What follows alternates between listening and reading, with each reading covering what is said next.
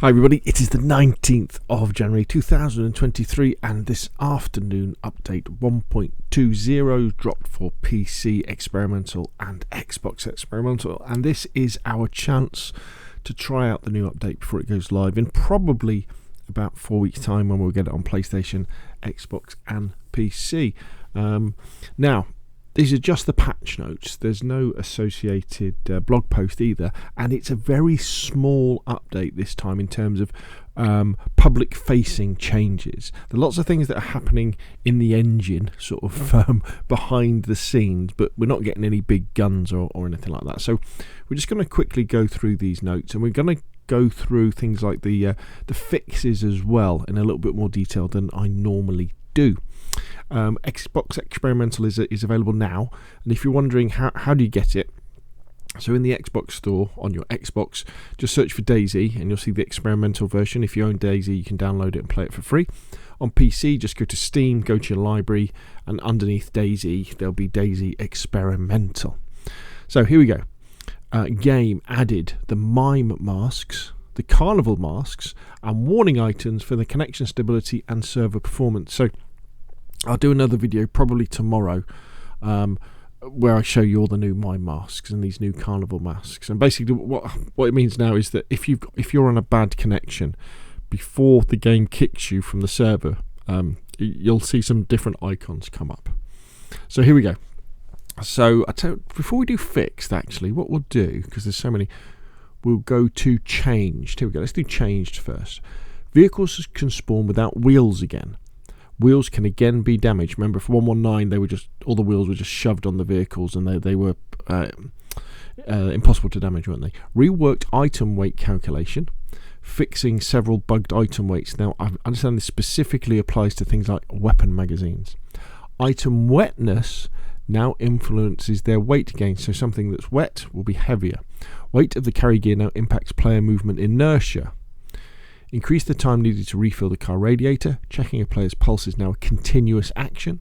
Increase the lifetime of improvised explosives to 5 days, which can be refreshed through a flagpole. The stairs of the concrete silos are now usable to access the roof.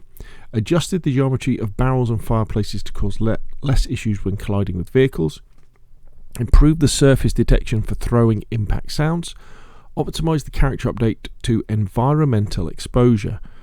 Not quite sure what that means. Lowered the hit points of improvised feet covers and gave them louder walking sounds. So this is some feedback that came from quite a few members of the community who were saying that when you're in a PvP situation, the improvised feet covers, the ones you made from rags, are a little bit overpowered in the fact they basically become silent. It's going to be interesting how that affects stealth kills on zombies, because that's why I really like them. I like them for creeping around zombies. Positional wind and tree creaks are more audible now. Tweak the third-person camera collisions to reduce possibilities of exploits. So what should happen now is that when you're getting closer to walls, for example, the camera zooms in a little bit more, so you can't third-person peek. I mean, the one thing I would say, if any devs ever watch these videos, is that don't worry about that too much. Third-person peeking is part of the third-person meta. It's part of what having a third-person game is, the fact that you can see around walls and corners without actually having to poke your head out. You know, that's what third-person is, and don't worry about it too much, because we all know about that, and you have to adjust your play accordingly. The third-person camera zooms in when an obstacle is in front of the camera, which is what I just said.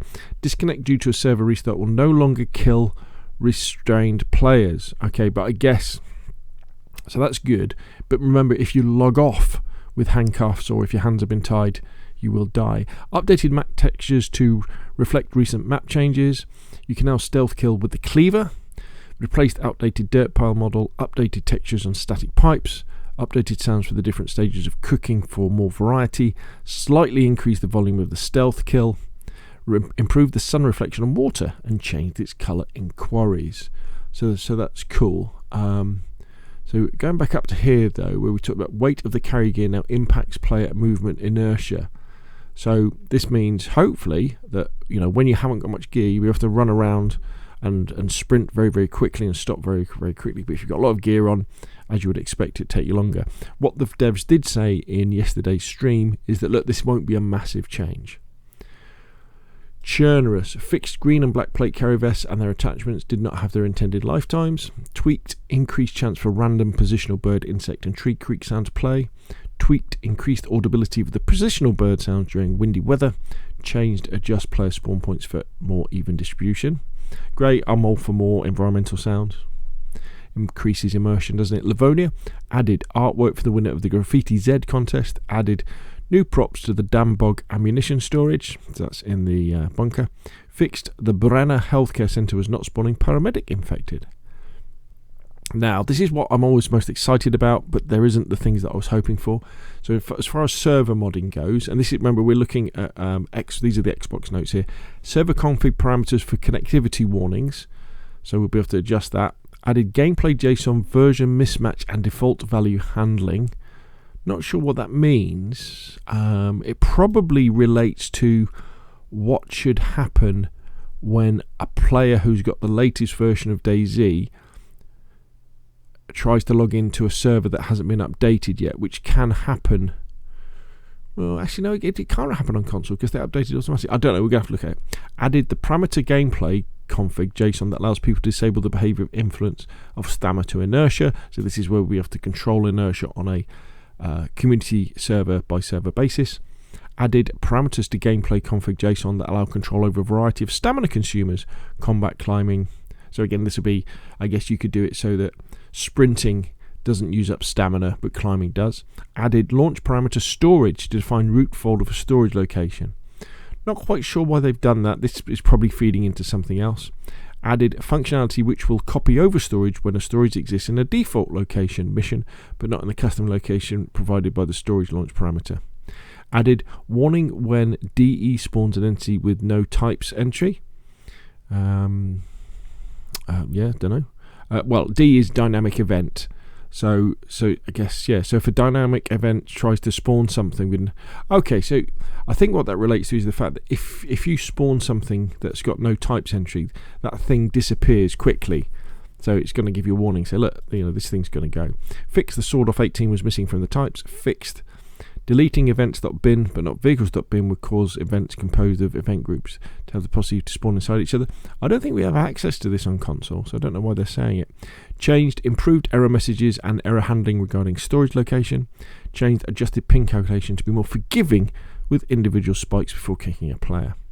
They know that bleeding effects will reappear on screen after dying while bleeding.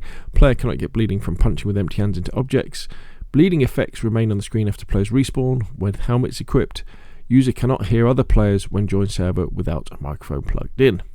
Okay, so we've got some interesting things there. I mean, specifically with this server stuff, I was really hoping that we were going to get the change so that we'll be able to access the map without actually owning it on console like you can on PC community servers.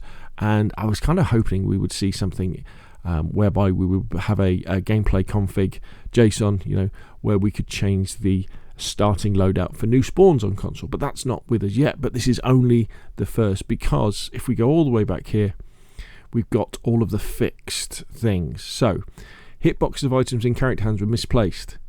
It was possible to place items inside the stairs of the yellow church.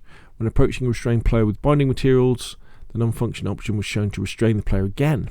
It was possible to commit suicide with ruined firearms. Remember, these have all been fixed. Carp, mackerel, chicken and rabbit were always yielding 100 pieces of meat. Character sounds when picking up heavy items were not played. Drink sounds were not played when drinking from pots. Impact sounds of items when landing in water was repeating itself. It was possible to shave characters while having their face covered. Equipped belts were not accumulating wetness. Explosives could not be armed reliably. Reduced incidence of vehicles access being prohibited due to another user already interacting with it. Fixed several broken character animations. Improved damage zones of the M1025, the Humvee. M25 trunk bars did not move correctly. Sound of taking the SSG-82 magazine was doubled while prone. The player could get stuck in a throwing stance. During combat with infected, the player's position could get reset to a previous kill. ADS sensitivity wasn't properly applied in all cases. Jumping while having a gag applied or removed could desync the player. Manipulation of heavy items allowed players to access items through walls. It was not possible to uncover characters' head while they were prone. It was possible to be force-fed while wearing a gas mask. The character could teleport to the roof of their seat if an object was at the height of the door. Inventory icon of the deployed spotlight was badly cropped. Filling a gasoline canister a pond could result in desync. Items were interfering with the character collision when dropped from gift boxes. Other players could not hear the sound of a locked door being opened. Using the quick bar while moving items in the inventory could result in desync. Some twin doors could not be closed. Several twin gates were not properly aligned to open in the same direction. Some twin gates could not be opened by force when locked. It was possible to access certain underwater locations. Portable maps. It was possible to access certain underwater locations. Oh, that sounds interesting.